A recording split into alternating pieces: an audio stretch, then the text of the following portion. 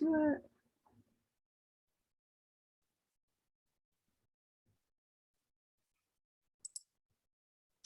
Okay. 11:58. All right.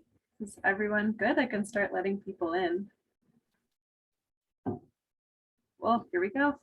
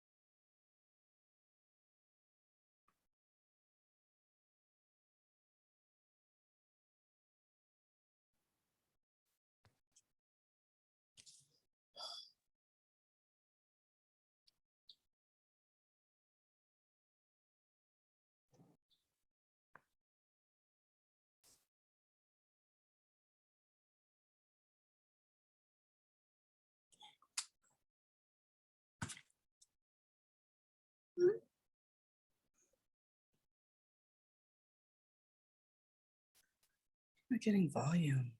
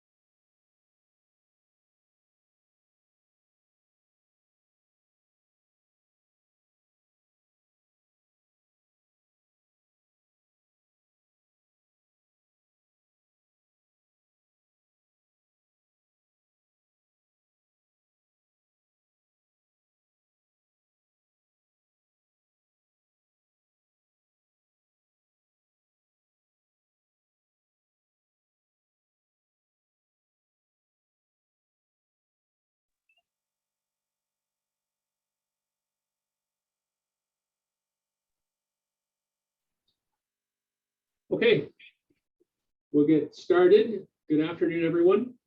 Thank you for joining us today for our free webinar titled Suicide Awareness, Creating Networks of Supports with Jenny Lee Almeida, Canadian Mental Health Association, Windsor-Essex County Branch Mental Health Educator. I can't hear. I'm sorry? I can't hear.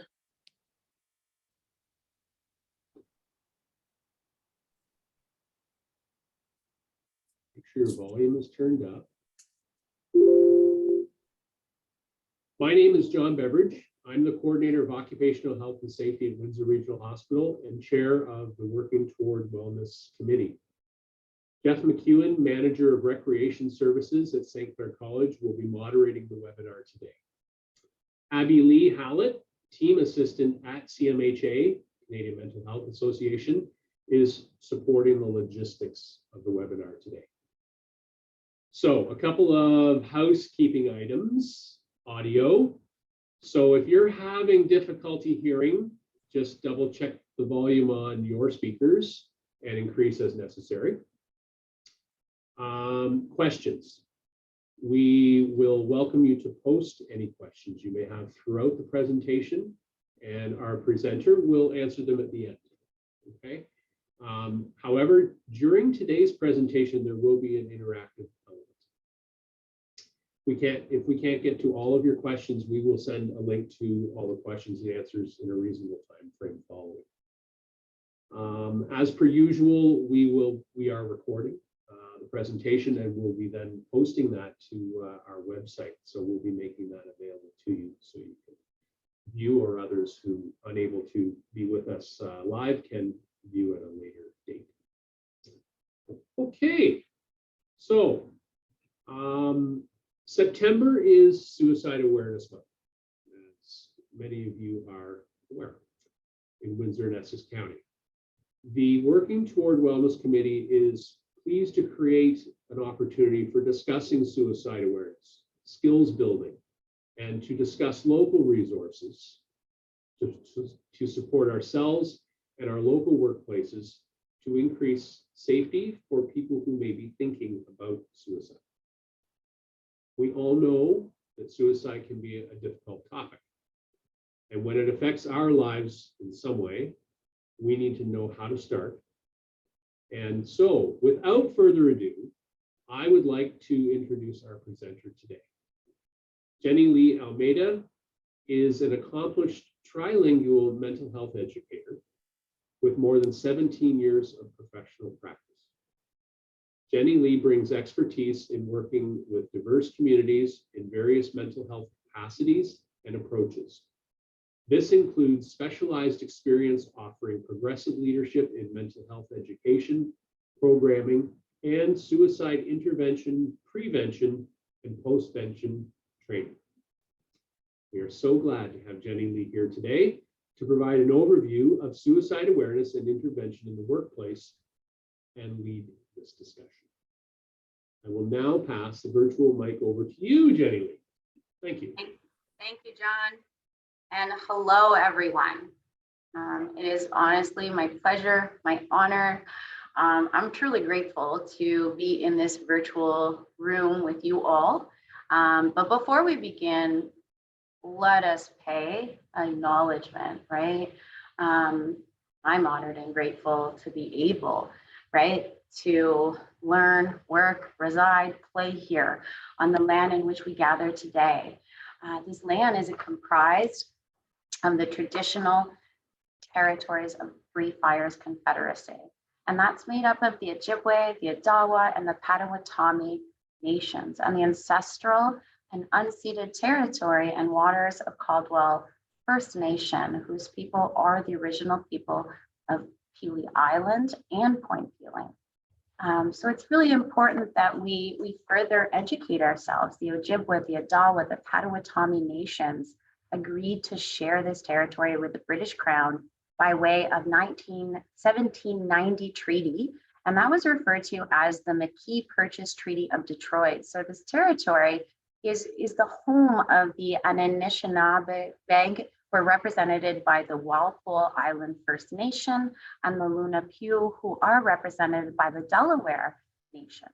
So I myself and the Working Toward Wellness Committee, we recognize the historical and present impacts of colonial violence on the Indigenous peoples of Canada. I identify as a settler on this land, and I acknowledge my commitment to the calls of actions from the Truth and Reconciliation Commission of Canada. Right? We're privileged, like I said, to be here today, to gather here today on these lands, and form a commitment to continue to learn from Indigenous knowledges and practices. So thank you all for being here. As John mentioned, my name is Jenny Lee. My pronouns are she, her. Important that I share with you all a little bit about myself in the sense of who is this individual speaking to us about suicide. So I'm a second generation Portuguese Canadian. I'm rooted from a small town, Chatham, Ontario. And it's important that you all know that these are the lenses that I will be speaking to everyone about suicide awareness, intervention, and what kinds of supports do we have in our community? So what does that look like for individuals that have been touched and impacted and need further support? So why am I telling you this? I am human. I cannot speak on everything. And I am going to encourage, and I'm going to look to you all in this virtual platform for additional perspectives, additional lenses. This topic that we're speaking about today, it's extremely complex, right? And you're going to hear me throughout this training, or sorry, throughout this webinar, often say, you know, suicide can happen anytime, anyone, anywhere, right? So we are here. Why are we here? Simply put, it's every single one of us, we envision, we're hopeful that we can live in Canada without suicide. We envision a world in which all human beings can enjoy optimal quality of life, are living, social, and they feel hopeful about the future. So thank you for joining me today. Again, we're going to be talking about suicide. This is heavy, right? I often say in a lot of trainings and sessions that we do, you know, this touches our heart, right? We're human, it's going to engage our heart. We're talking about life and death. And so it is going to engage our stress response. So I invite you, should you need to step away, should you need to take care of your own self-care needs, please do so. We're going to be going over resources. So please know at any point in time, should you want to reach out, you can connect privately, and I would be happy to connect after the webinar. All right. So what are we doing, and what can I safely let you all know that you're going to take away something from our time here today? Well, as you can see about the session, you know, all the knowledge in the world it doesn't make up for the feeling of us helpers feeling and wanting to be better prepared to help someone, possibly a friend, a family member, or again, a coworker, right? So we want to feel better prepared so that should someone need our help, we feel more confident, or again, I keep saying better prepared because again, you can learn everything there is about suicide intervention or suicide awareness, and nothing's going to make us better prepared, right? Except for just having these conversations, these serious conversations. So as you can see, we're going to be touching on our experiences, our attitudes, our biases around suicide and how that may impact us helping someone who may be thinking about suicide. We're going to talk about briefly, I'll share with everyone some latest data, all right, as it relates to suicide in the context of Canada and back to our workplaces. we're gonna talk about the complexity of suicide, right? What increases our risk to experiencing thoughts of suicide? Further, what helps protect us from experiencing or acting on thoughts of suicide? And then again, we need to talk about those COVID-19 considerations because that's impacted us in varying degrees, right? And last but not least, I am hopeful that you will all leave here feeling a bit better prepared on how to start a discussion, someone in your workplace that you should you feel concerned about, to reach out and just be a helper, right? And we're going to talk about that and resources. And last but not least, Q&A right at the end. Or I am one of those facilitators that constantly says, if that question pops up while I'm facilitating, I really invite you to put it in the chat and we will come to it afterwards. Just so it's, so you ensure that you're asking that question. So before we begin, I will invite you, should you want to participate, we're going to launch a poll right now, right? And the poll, we're really curious. We are curious to know, if you have ever been concerned about a colleague.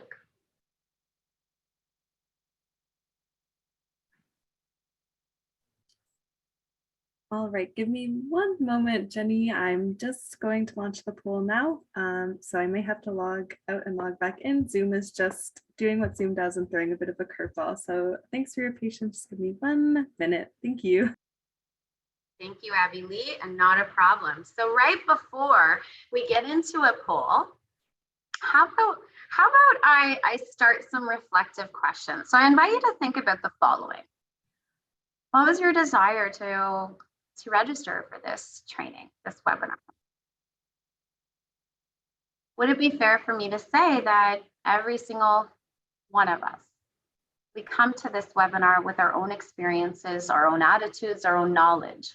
And it's important that we all acknowledge that that alone affects our readiness and our willingness to help someone, whether it's through our work life or personal life. So I invite you to reflect upon the following. Where do your feelings about suicide mostly come from? And I probably have some of you thinking, well, Jenny, I've been impacted. Some have been impacted directly or indirectly. Would it be fair to say that question that I asked you all, where do our feelings from suicide mostly come from? Would it be fair to say that it could be a mixture, right? And a lot of you are probably nodding your heads. Yes, it's a mixture of our experiences, our knowledge. Where do we learn? Where do we learn about suicide? Right? Webinars, like we have right now, gatekeeper training, through school, media, right? Documentaries. So we're starting to see that our readiness to help someone thinking about suicide is impacted also by what's going on in our own world, our attitude around suicide, and also the knowledge that we have around suicide. The number, it's important that we acknowledge that all of this relates to helping. And how would that be so? Well, let's think about it this way, right? Our experiences around suicide are also shaped by our own lived experience with suicide or helping a family member or a friend or a colleague. So rather, there we go. Thank you. So Abby Lee has already put it in the chat. So that's exactly what I was going to say. So instead of putting a poll, I invite you to say yes or no, right? Would it, and answer the question that is in the chat, right? Have you ever been concerned about a colleague's mental health? And oftentimes I think that's thank you, everyone. I was kind of thinking that everyone was going to say, heck yes, Jenny. Yes, yes, yes. Absolutely. We're human, right? And right away, us human beings, we send out those signals, those invitations to invite people to see, some changes of maybe what we're saying, maybe what we're seeing. Maybe they might learn something about us. So yes, thank you everyone that have commented. So we are all here of our willingness to want to understand, how do I feel better prepared to have those conversations? So as it relates to our experiences, our attitudes, our knowledge, it's important that we're mindful, right? That we also are human. And there's various reasons why we may miss, dismiss, and avoid helping someone who's thinking about suicide. And so perhaps I invite you to think, right? As helpers, we can't pour from an empty cup. So again, it's inviting flexibility. It's knowing that there's no right or wrong, and we have to be flexible in our attitudes in helping someone who's thinking about suicide. We have to be flexible in meeting someone where they're at and allowing understanding that sometimes what we may be experiencing and going through can impact the way that we might provide help to someone else. Right? And so this is a lifelong learning process, FYI. And you all know, as it relates to our attitudes, our biases, all of that has the direct impact to affect the way that we can be there and help someone, right? So oftentimes I invite us to check in with ourselves as well. Because that might be some reason why we hesitate. We feel not prepared, we don't know what to say, or we might also have our own struggles.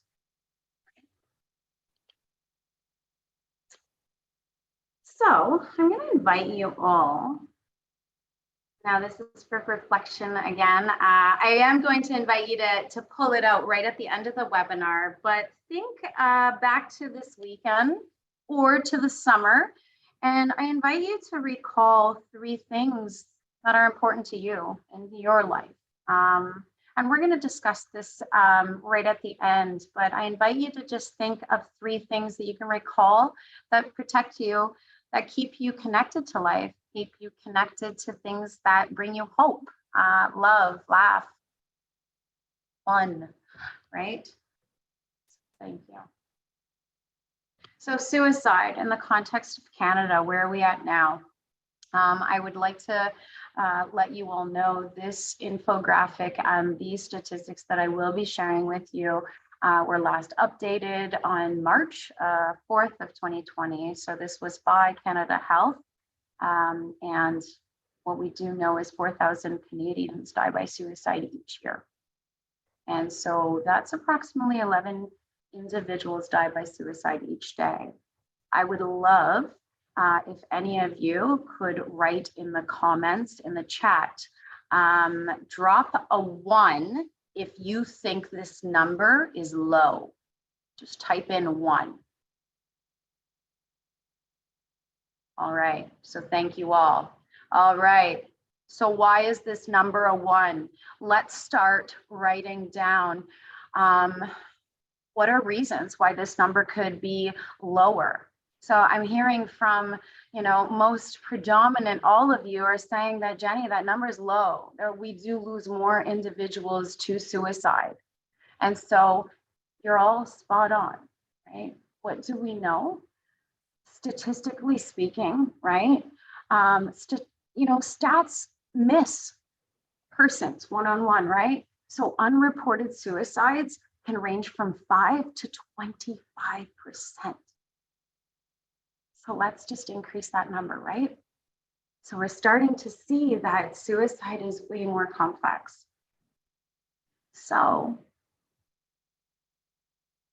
what about those individuals in Canada that are still very much here living, right? So think about it this way, of individuals that experience thoughts of suicide. maybe acted on those thoughts and are still here. How many Canadians have been impacted? Unreported might mean that, so for example, in Canada, not all autopsies or cause of death are reported the same. So it could vary from community. So perhaps a suicide death might be reported as exactly the cause of death explained. So you're getting the idea that there's more to below the surface. Some suicides we're not even sure, right? So they do go unaccounted. So that really increases that number of deaths by 1/3 of deaths by suicide. It's important that you all know that suicide is the second leading cause of death among youth, and it is the 9th leading cause of death in Canada. And the number of individuals that are at a higher rate of dying by suicide are men, and men are 3 times at higher risk of dying by suicide. And that's also attributed to the lethality, the access to means. So it's important that we consider non-fatal, right? So when we're speaking about individuals that did act perhaps on those thoughts of suicide, it's important to know that these non-fatal suicide actions account for anywhere from 40 to 100 times the number of suicides. So I'll share with you all, for example, just to give you a context, and I believe this was in 2018, and don't quote me 100%, but the Windsor-Essex County Health Unit ran some of their statistics, and it was reported, right, as it relates to individuals reporting to the emergency department experiencing thoughts of suicide and or self-harm, and that year had increased to 173% youth, right? So that was huge. So what we're starting to see are that, you know, in the context of Canada, that's 5% of our population. One in every 20 Canadians are experiencing thoughts of suicide, not wanting to be here right now, right? So it's important that we understand that there is so far more below the surface.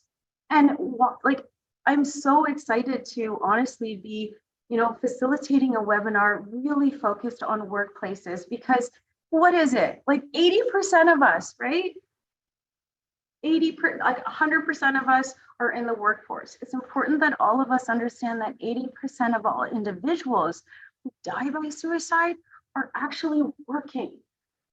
18 to 65 years of age, that was the statistic, making the workplace the most cross-cutting system for suicide prevention, intervention, and essentially crisis response, right? So I invite you to look at this slide, and really I wanted to put this in here because it is so important.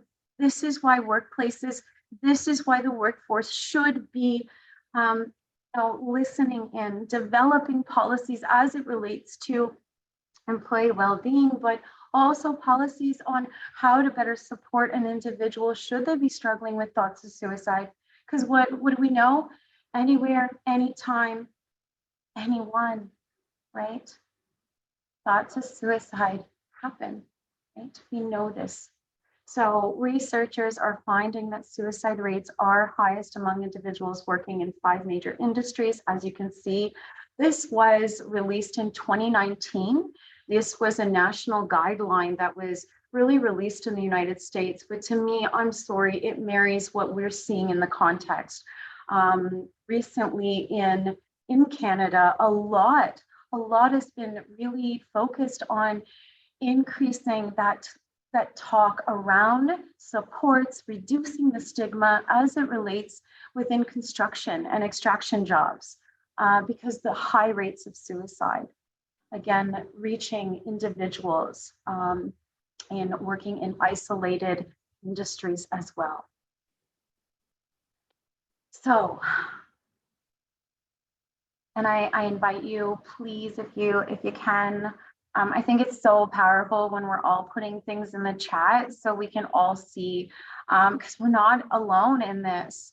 And oftentimes I find the chat so helpful that somebody might need to hear what you have to say and offer that cultural lens. There's so much intersectionality. So why do we struggle? Why do we struggle to talk about it when thoughts of suicide are so common? I invite you to put that into the chat. Just one word. Reasons. Why do we struggle to talk openly and directly about suicide? And again, let's talk about specifically in the workplace, because I'm going to think that some, most, or many of you are thinking, oh, Jenny, that adds a layer, right? Like we already struggle to speak about suicide because of that self-stigma, the biases, our attitudes, our experiences, like we reflected upon right at the beginning of this webinar.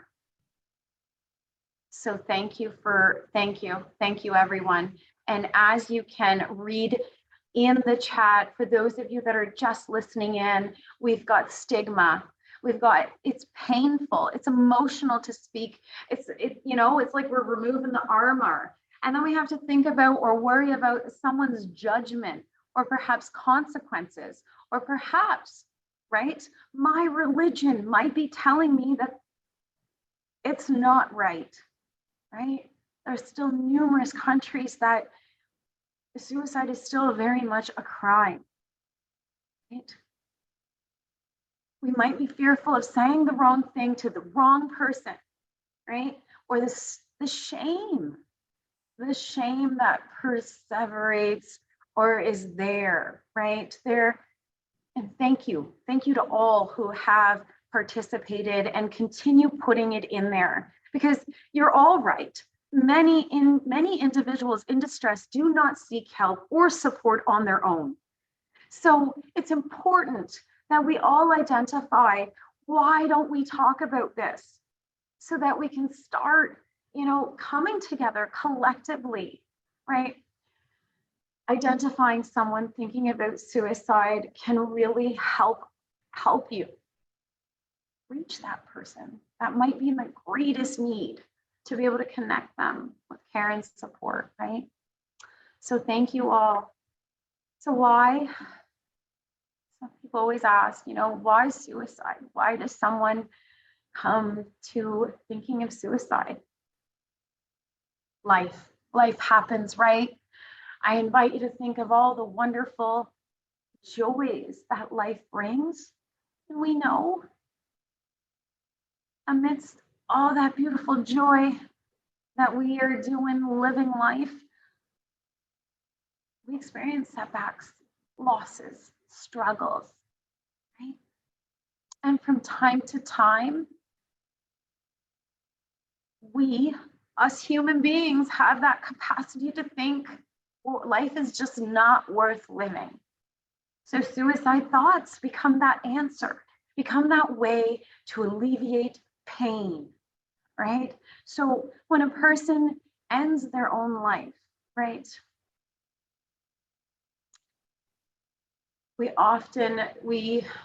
individuals bereaved reflect, and it's a complexity at play. There's many causes, there's many factors.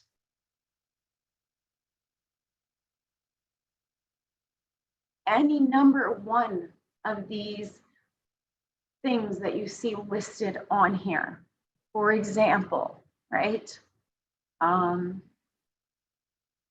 Experiencing legal or work issues, experiencing a breakdown in a relationship.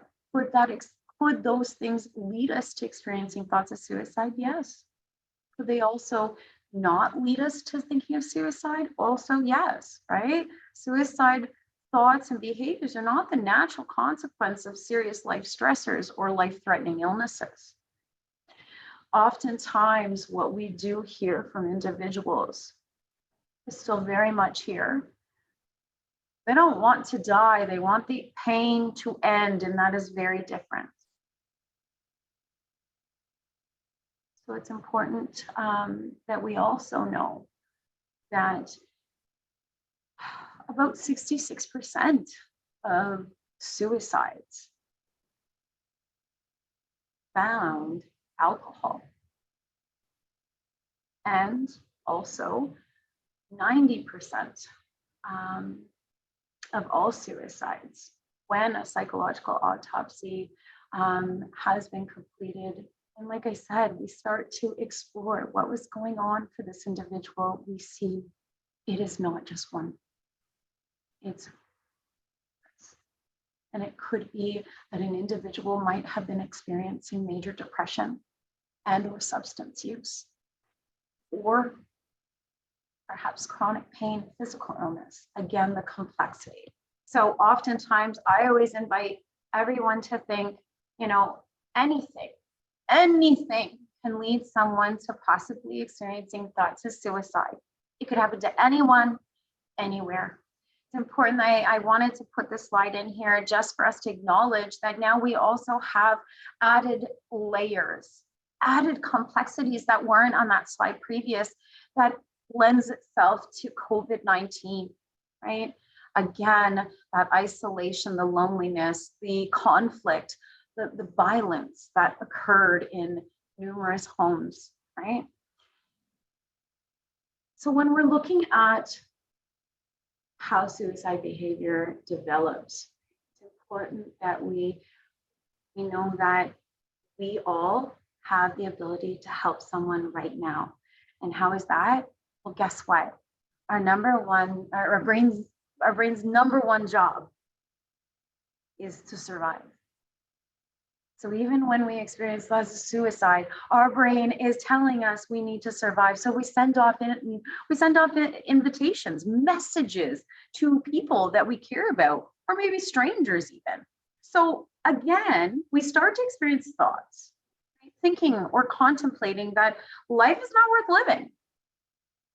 And then we start to possibly be thinking those gestures, right? Numbing. I might start numbing, or I might start, participating in high risk behavior. And then those acts, right? Acting on those thoughts. And what do we know? We know that this is going to result in injury or death. And so we know that we now have a larger ripple, don't we? So we have around, again, this is statistically, so don't take that, take it with a, more or less 7 to 14 individuals will be directly impacted by that individual's suicide. I personally think that number is much higher. But again, we start to see that magnitude. All right. So like I said, positive resistance, right? Our brain's number one thing is to survive. So it tries to survive using something to alleviate pain, survive, right?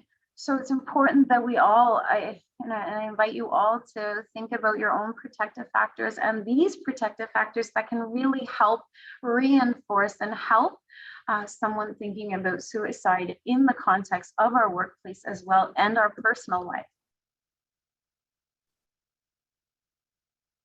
So, how can I tell if someone is thinking about suicide? And I hope you've gotten by now that it could be anything could be a reason for us to ask about suicide if we're concerned. And how can we tell? We ask. We ask directly and openly, are you thinking about suicide? And you want to give a context for why you're asking, right? So explain perhaps something you've seen or you've learned about the person or you've sensed. And that is your reason that you're starting this conversation. You're asking openly, directly. I'm thinking, I want to talk to you. As you can see on that slide, most individuals who consider suicide are not determined to die. They're undecided. They're still very much here They want the pain to end. They do not want to die by suicide. Very different. So I offer this word invitations. Invitations can mean a person is simply inviting us to check in on them. And what do those invitations look like? It could be a sudden shift in someone's actions. Their attitude could alert you.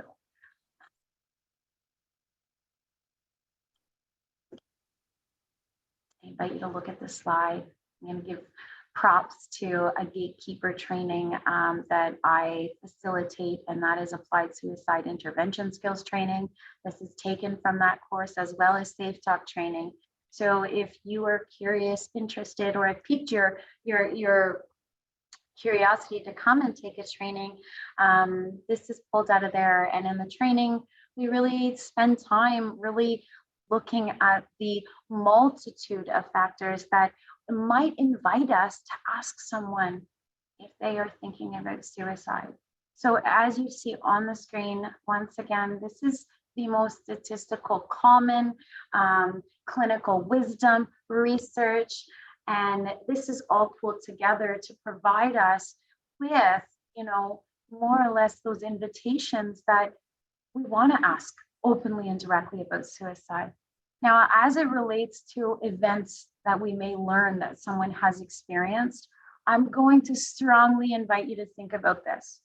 It's not the event itself, right? We can't compare trauma. A good way to find out if someone is impacted by an event they may be going through is to ask them straight up, how has this event impacted you? And if that person is telling you, oh, it's rocked my world, like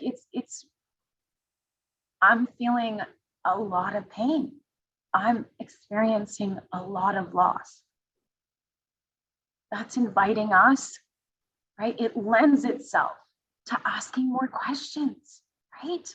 To learn about how are you alleviating the pain? How can I further support you, right? It's important that we take all conversations about suicide as reasons to ask openly to someone, right? So what can we do? I encourage you to be as specific as you can when you're ready to have that conversation, right? So I encourage you to connect with that person privately, of course, in the modality that works best for you and that relationship. I often say you got to do you, right? And you want to be as specific to what you heard them say, or you learned something, or you saw, or there was a change in behavior. Perhaps absenteeism, indicating that they're extremely stressed at work, right? These are just examples. So we want to ask openly and directly, are you thinking about suicide, right? We want to listen. And again, the listening phase, there's no magic there. You are not going to solve this individual's problems. They need you to listen. We're essentially giving them a space to share their story about suicide. Okay? So if you find difficult to start this conversation, or you're thinking, how do I start this? Here you go, right? So again, hey, I've noticed, right? And again, we're putting in what's engaged us. Another thing that I forgot to mention to all of you is we all have our intuition, that sense that we're picking up on emotions. So if we are picking up, or we're sensing, or we're feeling hopelessness, helplessness, if someone tells us through their words, I am a burden, these are reasons that we can openly, directly ask, are you thinking about suicide? So again, open, direct talk about suicide removes that stigma, the taboo, all of those feelings around isolation and loneliness the individual is experiencing. Think about that. They're already experiencing that in addition to their thoughts of suicide, right? That's very painful. So us asking the question and listening with respect and connecting someone to support is a really powerful thing that all of us can do as helpers. We don't have to have a magic key. We're not going to solve the world's issues, but we can help connect someone to a resource and we can listen. So what are those important resources in our community, right? So it's important that you see that we do have a multitude of national, right? So Canada's national helpline is available. Check out their website. It's awesome, has loads of resources along with the Wellness Together Canada resource. They also have just numerous webinars on their handouts as it relates to suicide prevention, intervention, and supports as well on these websites.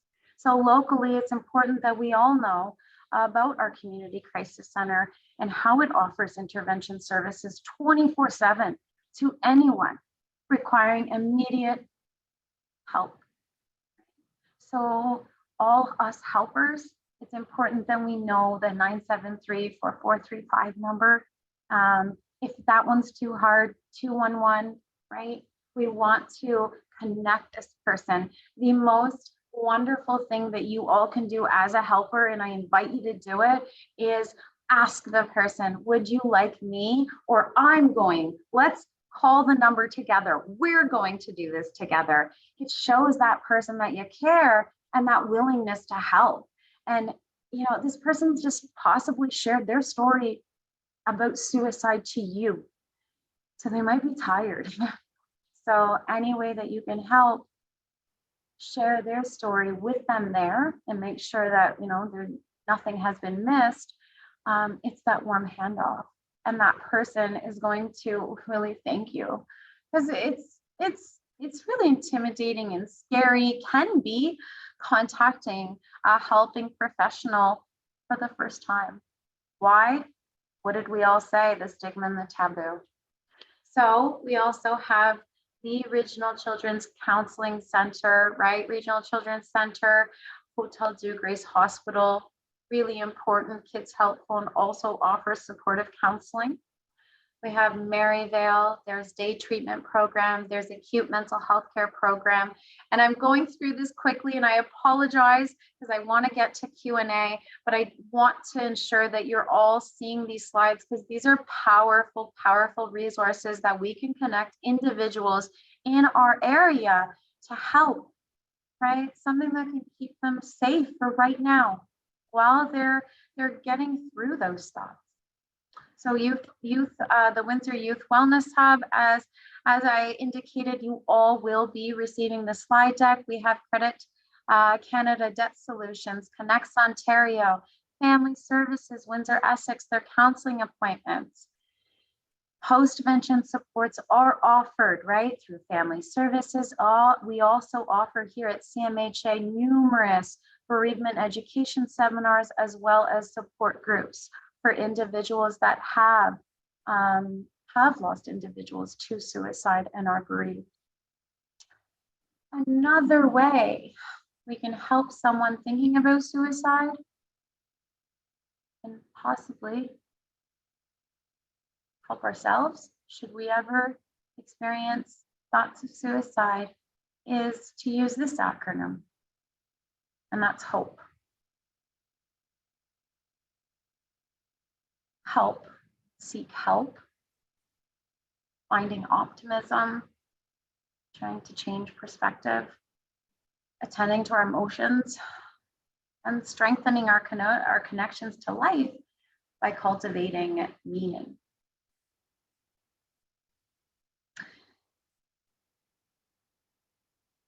Drop a 1 in the chat, just a number 1. If you believe a very small thing can help keep someone safe from suicide. I love it. I love it. I love all the ones. Okay. So thank you, everyone. We're spot on. So we're going to recall, and I'm going to invite you to share in the chat right now. What are some things that connect you to life? What are your life protectors? What increases hope for you? What keeps you connected to life? And if you could put that in the chat, that would be absolutely amazing. I know there's got to be lots of you that have fur babies. I've got family members. I've got, yes, thank you. Family, friends, partner, purpose. Keep it coming, everyone. Faith, attention, God, family. Oh, great work. Working out, safe places. Yes, for safe places. Services to others, family, pets, physical health. Oh, my calling. Yes, yes. Golf. Yes, I golf. Yes, nature. Thank you, everyone. So would it be safe to say that if all those powerful things keep you safe for right now, betting that an individual thinking about suicide might also have things that connect them currently to life?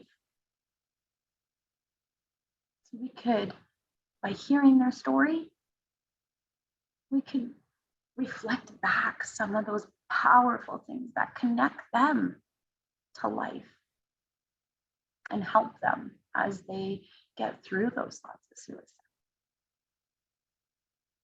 So thank you, everyone. Okay, so I'm wrapping up.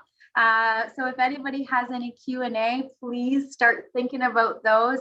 We can put them in the chat as well. Final takeaway, as you can see, I'm wearing a shirt. As John mentioned at the beginning, you know, this entire webinar was really in honoring Suicide Awareness Month. This entire month is dedicated to increasing, you know, awareness, intervention, supports, postvention, and really getting everyone in our community familiar with resources so people know that they're not alone.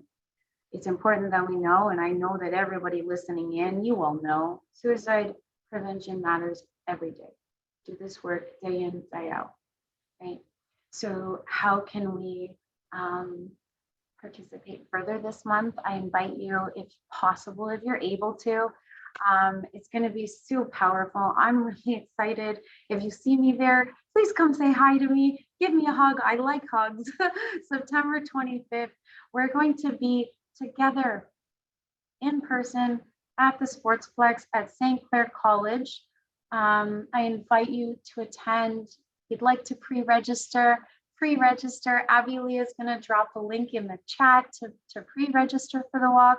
You don't have to pre-register. If you would just want to come, just arrive by 9:30. I would tell you come at 9 so you can come say hi. We're going to have like loads of community partners there with a whole bunch of resources. So please join us. Okay. Any questions? Abby Lee, any questions that came about? Yes, Jenny Lee. So these shot way up the chat, so I've just kind of brought them back down. There were two questions from Michelle and Nancy. So Michelle's question was, Jenny Lee, can you specify which hospital is for youth and which is for adults in case of immediate suicidal danger or plan? And then I can go into Nancy's afterward. Thank you. So thank you for that question. And you know what? That question is, so during the day, I'm going to go back to this slide. So as you can see, right, it's really important at the end of the day, if you call our community crisis, will you be connected straight away as it relates to, you know, dependent on the child's age? 1,000,000 times yes. So for that ease, I always direct individuals to call the 973-4435 number. Again, it's also, you know, I also personally love when I'm with youth, I find that I use the kids help phone, and that's the texting 686868 number. It is so powerful. And, you know, it's really cool in the sense that if I am with someone and, you know, they might be hesitant to go see someone in person, I do the warm handoff where I'm connecting them to crisis. Again, when do we know that thoughts of suicide happen? Anyone, anytime, anywhere. And oftentimes, if somebody needs a buddy to call at 1, 2, 3, 5 in the morning, a crisis number, we need them to have that, right? So that's very good. Another question, Abby Lee. Yes, so Nancy was asking if you have any information on wait times for the programs that you mentioned at the end of your presentation. So all resources, and unfortunately, I do not have any wait times. I know as it relates to a lot of our community partners. So, you know, for example, if you're looking for postvention supports, family services, if you are looking for therapy as it relates to complex grief, any education seminars, any support groups. Again, that could be varying. The best option would be just to connect and to call and find out. I know a lot of my community partners, there aren't any wait lists, especially as it relates to just connecting and exploring options for what types of supports might be needed or explored. Another resource that I didn't mention, and I have to because they're awesome, is 211. When in doubt, 211, they're amazing, right? And they can connect folks right away to the most appropriate resource.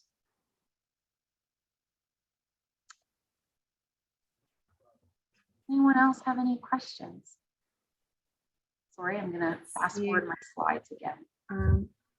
I'm just noticing Amber's comment in the chat, which I think is really important, where they said they used to think bringing up suicide, the topic of suicide, would put the idea in the person's head, and Amber has since learned that is not true. So that's something that Amber just wrote in the chat.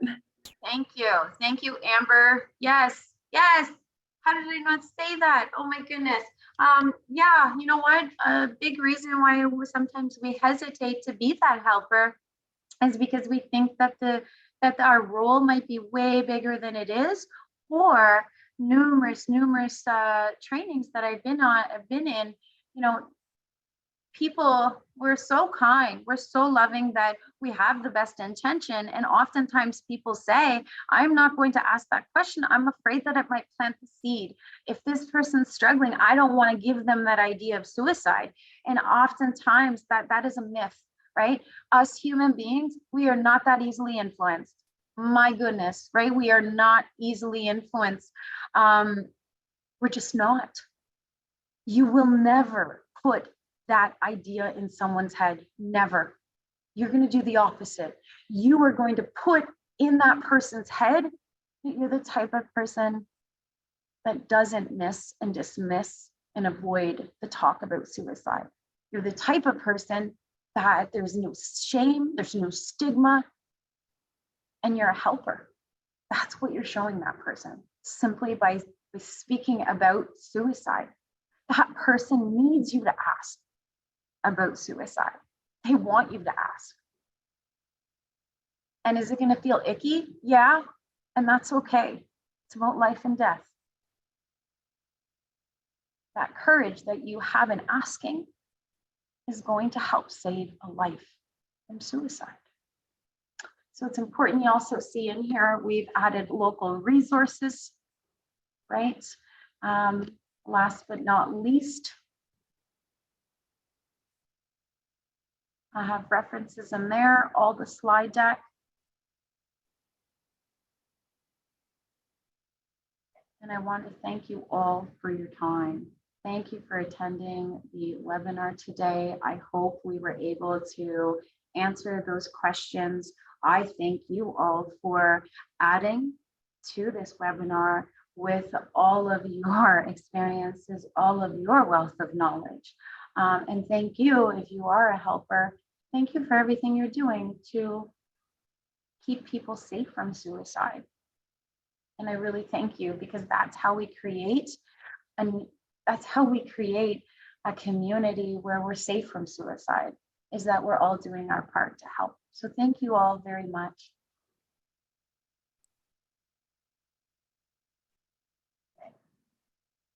And thank you. Some great material there, resources, but insights, and hopefully we step away with a little better understanding if we didn't have a strong grasp on the subject prior. Yeah, it's certainly not an easy subject. So thank you everyone for joining us today. And thank you to the Working Toward Wellness Committee for organizing this webinar, putting it together, and we'll ask you to stay tuned for upcoming webinars. So thank you very much. Take care.